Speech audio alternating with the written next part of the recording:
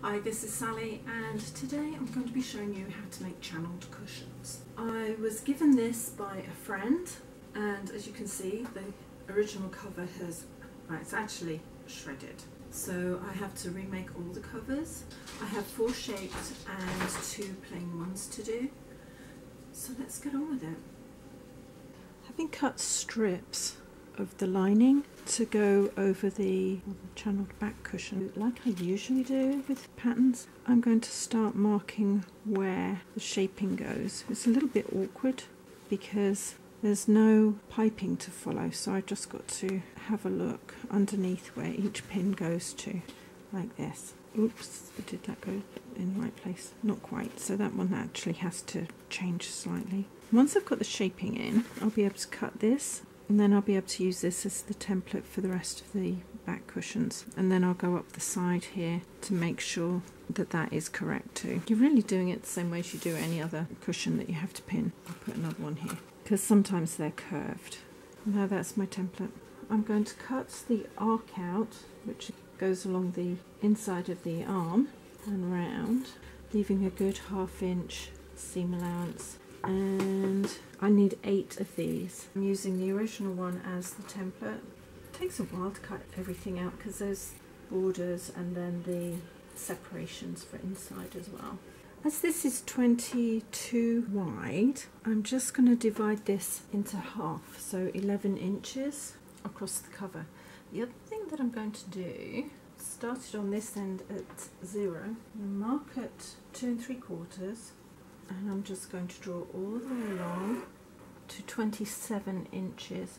The reason is there'll be a little bit of stuffing that goes on through, but I also don't want to take this line where the divider goes too close to the seam, and it certainly doesn't need to go all the way across here. I'll do that on all of the pieces, and I make sure that I've still kept everything in pairs. I won't have any mistakes. I'm still going to put the border underneath the top. The stitch is on a number 4, and I am actually using my walking foot for this. You could use a normal foot, that's fine. I always start when I'm doing this kind of cushion along the bottom. You could start along the top, but just don't start along the side. Coming into the corner, so I will, as usual, put a little cut in. So there's my corner. Pick that up, swing it around. It's basically like any other cushion that I do, and now I'm going to go along the side. I'm just going to make my way all the way around. Keep the pieces even. You don't have to pull anything. It's not like I've got piping and I'm trying to match patterns or anything. It's very plain. Now I've just come around the top. As this is slightly arced, I'm going to just very carefully bring it into line. Always keep your border straight. Cutting at the bottom there.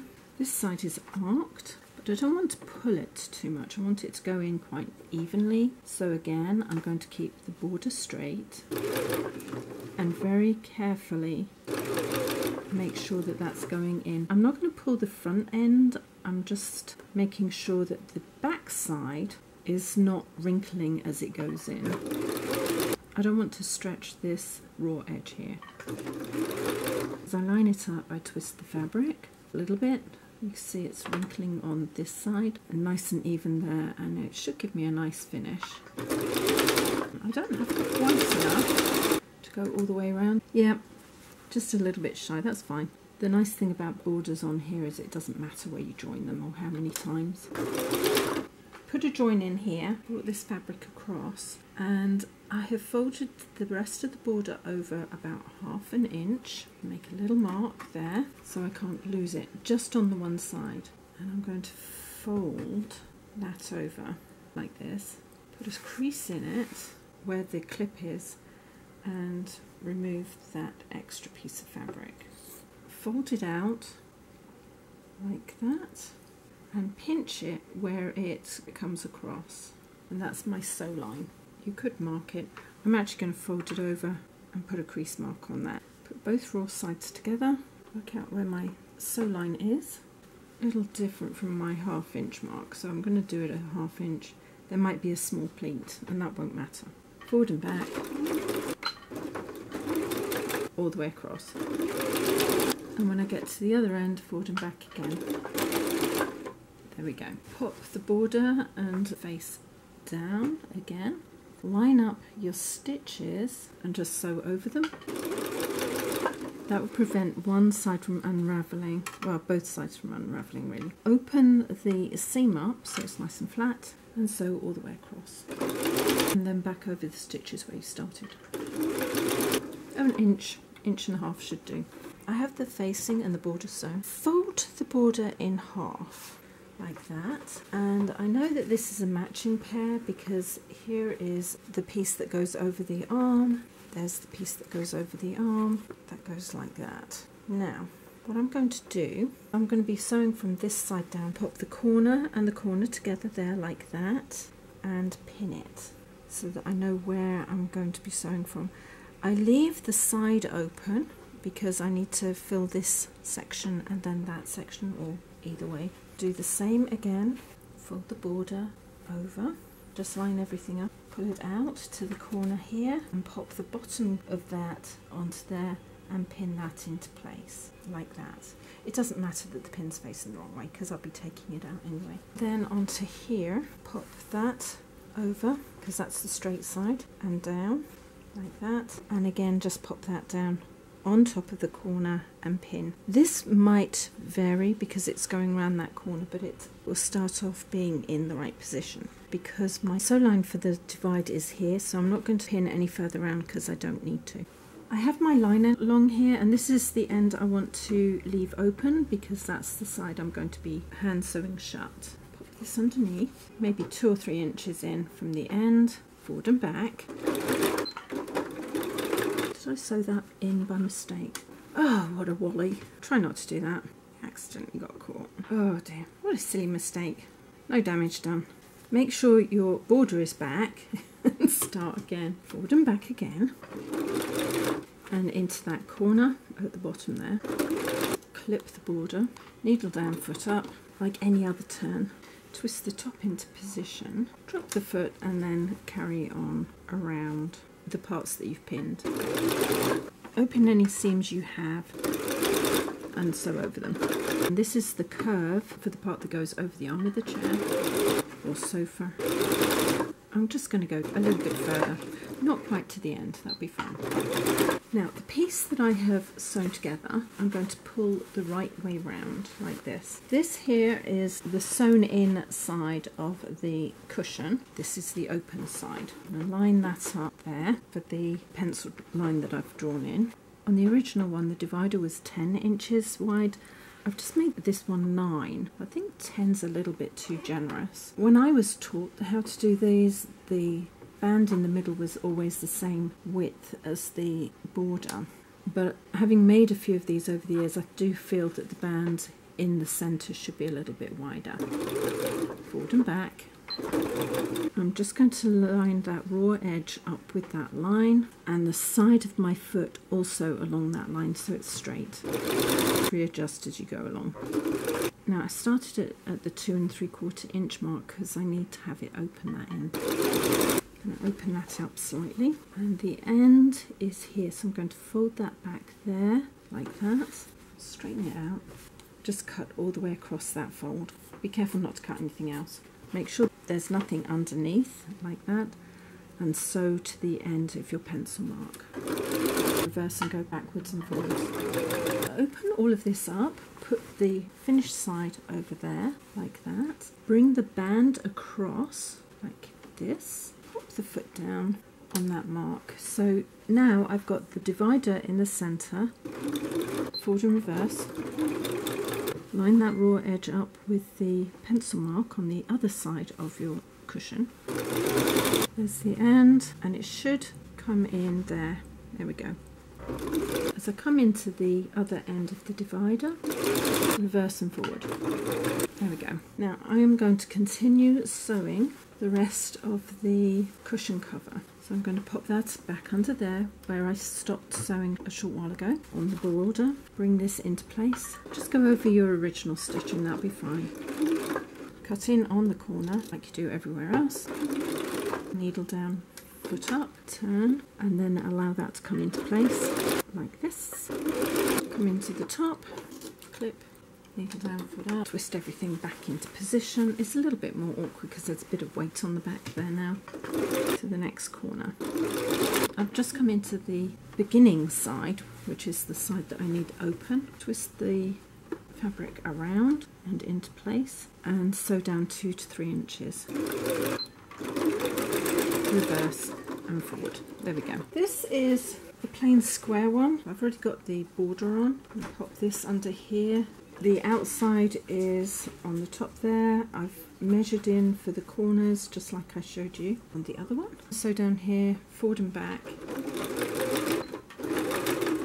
and on into that corner. Just cut in a little bit, not too far. Pull that round and into place. Go along this bottom edge. Now I'm just coming down the second side, and there's my little line here and the start line or finish line to the separation fabric in the center. I will stop just before I get to that point and I'll just reverse to hold it. The trick is, once you get there, is to push everything the right way round. I've already put one side of the separation on. Pop the side that you're going to be securing the separation piece onto, put it into place, forward and back, and forward again. Make sure that is on the drawn line and sew across until you get to the other end, which is there. If it wobbles a little bit, it won't matter too much because it's quite loose inside here. When you get to the other end, reverse and finish. Go back to where you had finished sewing the side down, pop it underneath. Sew over your original stitches because you want to secure everything in place, and work to the bottom corner and across the long side of the cushion. And I'm going to swing this round. This is the side that I started on, and I'm just going to sew down about 2 or 3 inches. And then back and then forward. Again, all I've got to do is pull this bottom part through like that. I've got all 4 sides done and the center panel in place. I'm going to open the side of this. It's worth noting, although I have the border equal all the way round, on here it's narrower at the top and wider at the bottom. What I will do is I put in the filler as I take it out. So I've taken it from the front there and I'm going to pop it all the way to the front here. I basically fill the sections as they were so that I know the appropriate amounts for the side that it's going into. It's just to start off with, because I do need to put extra filler in here. If you do it this way, it kind of helps keep the filler as it is as you take it out. I also use the filler that is coming out of the original, usually because it's a different quality compared to what I'd be putting in. Get it as smooth as you can. It's not going to be perfect because, as you can see, it's all kind of into bobbles. It's a bit of a pain, but if you've got it, use it. As I say, it's going to be a different grade, and I don't want to have to use 2 boxes of the other grade if I don't have to. Make sure that everything from that top half is in the new top half before you start filling the bottom half. I'm going to cut this part back and this all the way along here, the divider, and then I can get to the lower half. This is the part that went into the neck of there, so I'm going to put that all the way through to here, where it goes around the arm of the chair and in. And again, I'm going to put everything that's coming out of the bottom half into the bottom half of here. It would be really nice if you could just open it and slide it all in, but it invariably doesn't do that for you. You have to put it in sections. And then make my way to the end until it's all in there. Now I'm going to take handfuls of this. This is a little bit lighter in weight than the one that's already in there. And I'm going to put that all the way to the back here and kind of spread it out over the top of the original. And at the moment you can see it's quite knobbly. As I do this, it should flatten all of that out slightly. Usually what I do is I have a right side and a wrong side of all of my cushions, and I'll make sure that these are at the front, so this is what you lean on. It's easier to do this from the top than if I was trying to do it from underneath. I mean, it's still going to be a little bit knobbly, but it should be a little bit more filled out and flat. I'll come back and finish this side in a minute because I want it to feel as smooth as possible when somebody's leaning on it. Then I'm going to do the same on the top section, all the way to the other end like that. Because the top section was a bit thinner, I'm going to have to put a little bit extra padding into there to make it look even top and bottom. Don't overfill the piece that goes over the arm of the chair because it's not meant to be very firm over the arm of the chair, and there's nobody really leaning on there either. I'll do this until it looks nice and plump. Smooth it with your hands. This insert is like every other pillow. It's going to be slightly more generous in size compared to the external cover, so you don't have to overfill it, otherwise it's going to be too hard. Just push it down, make sure it feels even both sides. That feels about right. And then work to the back here. Okay, I need a little bit more here, which will push the original underneath and that over the top into the corner there. And the same on this side. You don't want to overdo it because you've got to be able to sew this shut. And I'm going to just pull this one down, pull that into place like that. Pin that to start off with, just to hold it. Now I'm going to fold that over with my 1/2 inch seam allowance, pop it on top of here, pull that out so it's even, and pin it shut. Wind it in and out. And then I'm going to do the same on the other side. I always work from each end into the centre. Again, my 1/2 inch, fold it over and wind the pin in. This can come out because it was only holding it. Wind it in and out. As I sew it, I'll pull it into place. I think that'd be fine. Now again, although this is equal sizes, I'm still going to put all of one side into one side of the cover, because then I know how much is in each side.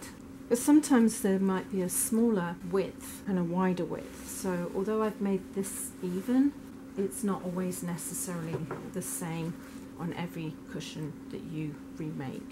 Just like I did before. That's for that side. Now I'll tip it over and do the other side. Now I've finished sewing here, but what I'm going to do is I'm going to go back about an inch, a couple of centimetres like that. That's to make sure that that seam is nice and secure. And then I'm going to come across on either side of that seam like that.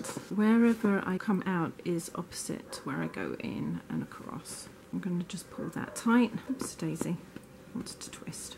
There we go. Make sure that that's a nice 1/2 inch seam. Put a crease in it like that and come across the top of the crease. And if I hold that there, the seam comes a little bit up here. So I'm just going to put small stitches and carry on across the opening of here. I've had to leave it quite wide and open, more so than I would like, but that's because I had to stuff all the stuffing into there, and I wouldn't have been able to do it if I'd made the opening too small. But you do want to come round a little ways because it's a softer filling than foam. Foam, sometimes I start a little bit further back because I don't want to break my seams. Put my fold in, fold it over where the seam mark is and secure it. I might put a little bit more stuffing in here in a minute, although that might settle down when people are sitting on it. Just try to make it as even as possible. Yeah, that looks even. So now I'm just going to make my way across. Just 4 or 5 stitches and then pull so it stays even. There's a couple of little wrinkles in there, that's fine, nobody's going to really pay attention to that.